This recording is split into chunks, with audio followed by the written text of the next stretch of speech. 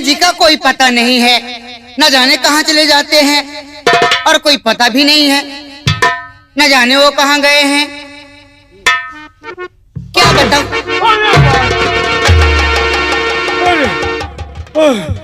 अरे माई हो, क्या हुआ? अरे माई हो, क्या बात है, इतना परेशान क्यों हो तुम? आज हम सरे पान हो गए। अरे सरे पान नहीं, परेशान। आज बच्चियों हम बड़ी मुसीबत में फंस गए। कौन सी मुसीबत में फंस गए? आज बच्चियों हम ननियौरे चले गए रहे।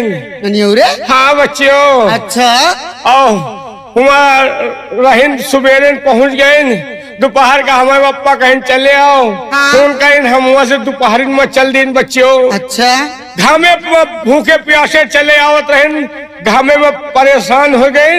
हाँ। और रास्ते में एक पेड़ मिला, हमका थोड़ा ठंडा ले तो जाई, और वही पेड़ के नीचे बैठ गए। वही लकलका हुआ दोपहरी घाम तपत रहा है। अच्छा। हाँ वो बच्चियों उतने में एक परेतिन हमा का दिखाई पड़ गए। परेतिन? हाँ वो बच्चियों हुआ इतने इतने दांत काढ़े। अच्छा। और हमें कहीं चली आवे, जैसे देखा हमार जीव हुकुर डुकुर होए लाग। अच्छा। हम कहा भैया परेतिन हमका चबाई। हाँ। जैसन वो हमें लाग आई, हम सरपट्टे भगिन घाम में। अच्छा। परेतिनियों हमार पीछा कैलिस। हाँ। हमका अब ये चबाई डाई, हम बचब न। हाँ। रास्ते में हमका एक पेड़ मिल गया। पेड़? हाँ हमका यही पलाव चढ़ जाई। अच्छा। और वही पेड़े पर मन से चढ़ गई। हाँ। अब परेतिनिया नीचे हम ऊपर। हाँ। और वही नीचे से हमका धई धई देर हुआ और हमार जीव निकला जाए। तुम्हें डर लग रहा था ना? बहुत देर लागे। और वही के देर में हमारे बच्चियों पेड़न पर से छूट गए पेशाब। क्या? पेशाब छूट के वही खौफ में। अरे रे रे रे रे। और वह परेतिनिया नीचे भैया धई धई हमका देर हुआ। हाँ। ऊपर चढ़ना पावे, परेतनिया सोचिस कि ऐसे चढ़ब ना। हाँ। और वही पेशाब के धार कहीं पकड़ ले, वही के पकड़ के चढ़ जाए। अच्छा ये बताओ, हाँ? वो तुम्हारे पेशाब का धार था, तुम्हारी ये रस्सी थी? अरे वो परेतिना वो का धार और पेशाब से क्या मतलब है? अच्छा अच्छा। वह वही पेशाबे के धार पकड़ के चढ़ेला। हाँ। अब हम ऊपर व नीचे से हमें कहीं लपकी आवे। हाँ। मुँह बच्चियों हम कहा भैया हमका चबाईस। और जैसे हमारे लाए पहुँचने वाली रही तो हमें देर में पेशाब होएगा बंद हो गया। पेशाब जैसे होएगा बंद, परेतनियों गिरी मुँह के भल्ला नीचे घाम। वो जैसन गिरी हम कहा परेतनिया मरी गए।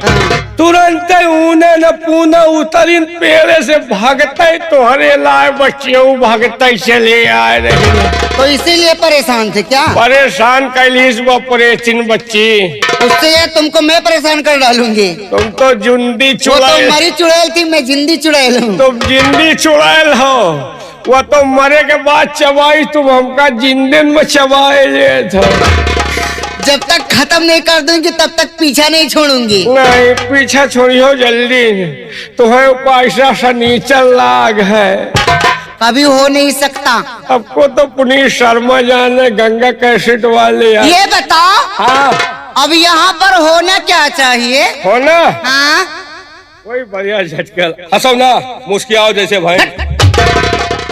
मैं तुमको भैंस नजर आ रही हूँ? नहीं यार, पगुड़ा तो वही है। पागल, मैं तुझे देखकर मैं पागल कर रही थी। भैंस हो गई? नहीं भाई नहीं। अगर मैं भैंस हुई तो नहीं कहूंगी। नहीं कहोगे? अरे हम वहाँ कह दो मैं भी भैंसा हुआ। ए मियाँ, लेकिन एक बात है। क्या? बहुत आज क्यूट लग रहे हो। जोत लियो फिर चबा लियो। अच्छा कैसे है? कैसे? अरे बहपुरवैया के लहरा हो रतिया सोई गए बालम। बहपुरवैया के के लहरा हो रतिया।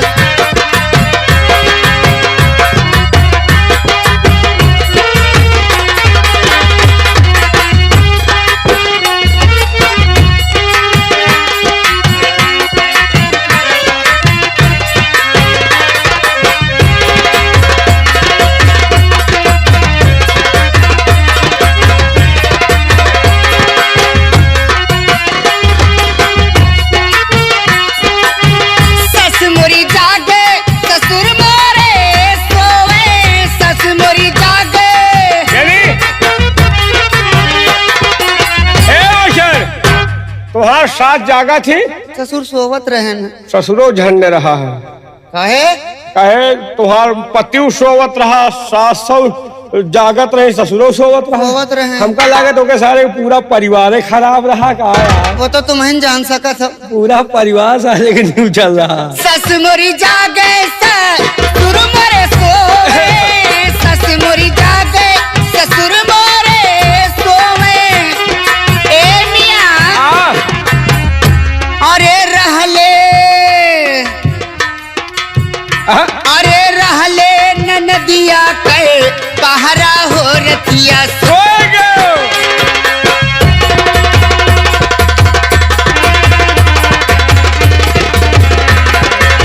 सोई गए बालम हो, सोई गए राजा, सोई गए बालम हो, सोई गए राजा।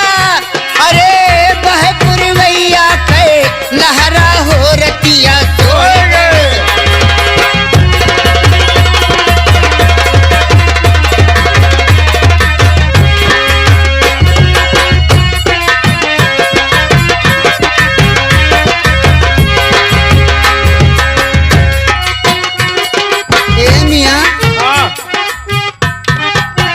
देखा टूट गए हो।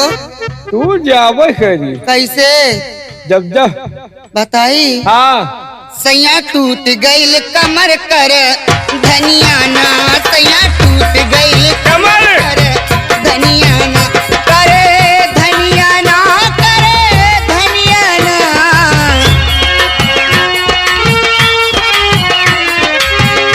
करे धनिया ना, करे धनिया ना। पिया टूट गईल कमर कर